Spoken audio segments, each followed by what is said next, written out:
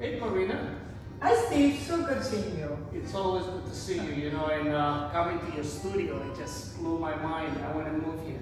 Oh, thank you so much. Yeah, I opened 3 years ago in 2020 in January, and then I was right with the pandemic. right, I opened in January, mid of January, and March I was closed. And I looked for 3 years. My old studio was on 20th Street, and I looked for 3 years for a new studio, and then finally I found this little gem in the heart of Chelsea, and I remember my post on Facebook saying, 2020 starting with a big bang, new studio, new Milonga, and then it was a big bang, and we were closed in March. Yeah.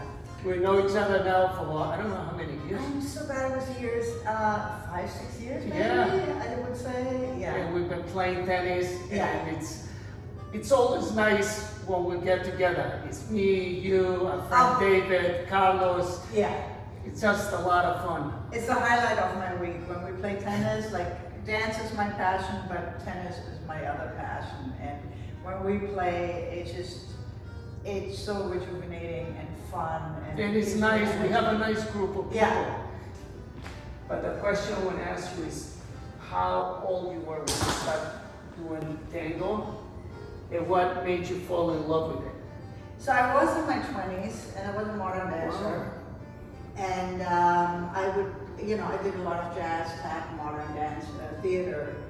And I was in Berlin, and I don't remember exactly, but a friend of mine, I think, said, oh, let's go to this tango event. And I didn't dance, and I walked into this big, huge, like old theater, and everybody was dancing, and then the person who became my teacher later on was performing, and I was just mesmerized.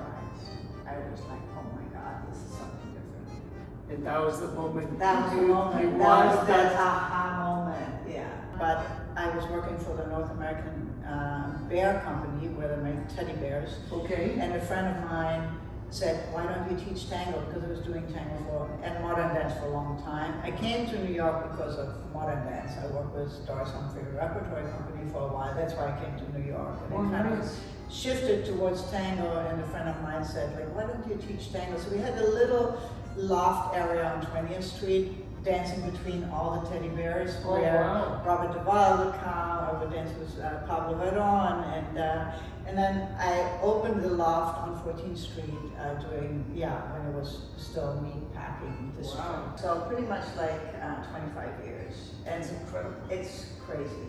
And how did it change over the years?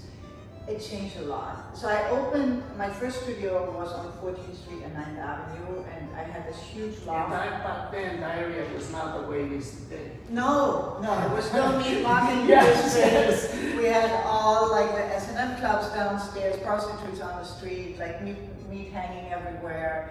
And we got this huge loft. Also, everything kind of happened by accident.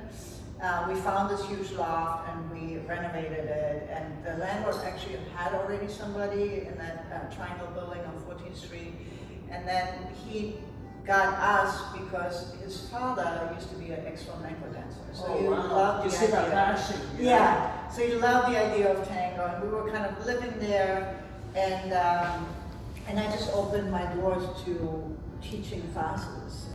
And then I was there for, I don't know how many years, but in the end, my rent quadrupled. Yeah, but the area just became like Fifth Avenue. Yes, it was. It's hard, I go back to 97, Yeah, and I blink my eyes what it is now. yeah.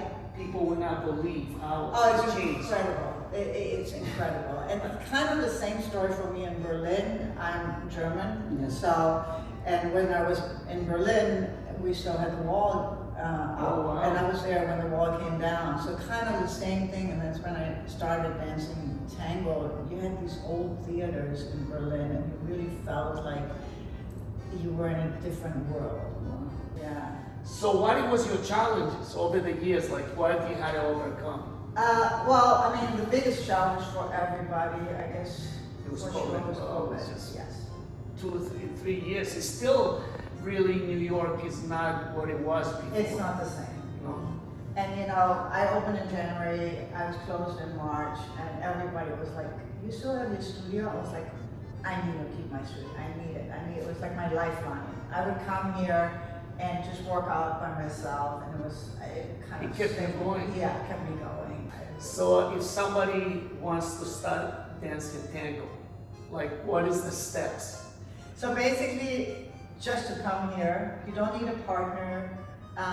You don't need to commit for the months. You can just try out a class, see if you like it, and then you just we have a little practica here too. So it's really we have all ages. That's another thing. Oh, nice. We have people from 18. My oldest student is 94. Oh my God, that's incredible. It's incredible. All nationalities. Sometimes I teach a class and I ask like, "Where are you from?" And we don't have one person from the same country. They're all from different countries. And so you don't need anything really. Also, if you never danced before, it's totally fine. As long as you have 2 legs. And your ears work. And your ears work, you're fine. So I brought some delicious food for us to try. Steve, this looks so amazing. Like How do you know me over the years being the Yes. food? You know what I mean? I'm the same way. It's like it's incredible. a lot of passion. I really Yeah. believe like the universe gave me a gift how to make food that tastes good and is good for you. And it's healthy. Yeah, Exactly. you know what I mean? So what I have here is the Steve tacos. I had to put my name on it. Of course you said. Yeah, so what we have here, it's a whole wheat tortilla with some guacamole and grilled chicken, a little bit of corn, and it has this delicious spicy sauce. They call it amari sauce. Amari sauce is a little tahini with a little hot sauce. Sounds delicious. Yeah, so I hope you like it. I will love it. I had your muffins and they're just the best. And everybody in class who had the muffins, they were all raving about it. Oh, thank you. They were gone in 2 seconds. You know what is the little? Yeah. So what I call them, it's a bite of happiness. Yeah, and they're not too sweet. Right, They're that's just really you healthy. take it, you know, Yeah. it has a lot of carrot, it has whole grain flour, no butter. So, but when you eat it, it's just like you say, it's not that sweet, but it has Yeah. a good feel to it. Exactly. Wow. Thank you. That's incredible. I like the combination, you know what it is? Wow, I like the spiciness. Yeah, Mm-hmm. and the guacamole is Yeah. refreshing, you know, the chicken is grilled. Carina, this is a lot of fun. Thank you so much, Steve, for doing this with us. Oh, I And, love the things, I tell you, like, I like to do shows, you know, with people, they believe in themselves, follow the dreams, and you never give up, because that's something we can leave to the next generation, you know? Yeah. Thank you so much. Thank you so much for coming to Triangulo. And for people who want to check out the website, it's tangonyc.com, very easy to remember, www.tangonyc.com.